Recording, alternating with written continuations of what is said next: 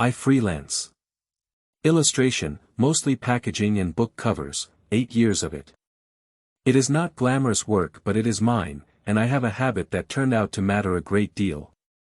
In every single piece I make, I hide a signature. Not a watermark.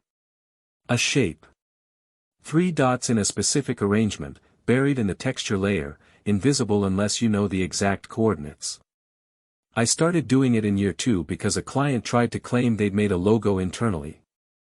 It has been a paranoid little ritual ever since. Priya was my friend for 6 years. We shared a studio, split a printer, complained about the same art directors.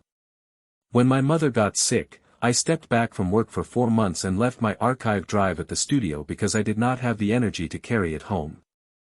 I came back in September. In November, a design annual announced its shortlist. And there, under her name, were 9 pieces I had made. Not copies. Not inspired by. The actual files, recolored, with the crop shifted. One of them still had the client's discontinued product name on the mock-up because she hadn't looked closely enough to catch it. I did not post about it. This is the part everyone gets wrong. If you post, you become a person having a fight on the internet, and the story is the fight, not the theft. Instead, I spent one very long weekend being extremely boring. I pulled the original layered files with their creation timestamps. I pulled the client invoices, the email threads where I sent proofs, the courier receipts. I made a single document. Left column, her submission. Right column, my source file, its date, and the coordinates of my 3 dots. Then I sent it to exactly one person. The awards director. Not a rant. 2 sentences and an attachment.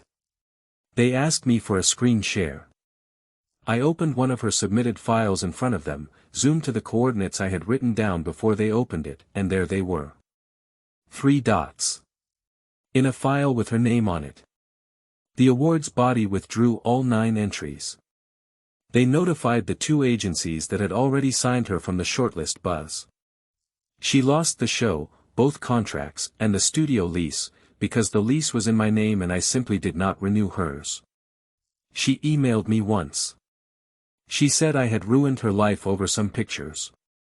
I read it, and I thought about my mother's hospital room, and the 4 months I could not draw, and the drive I trusted her enough to leave behind.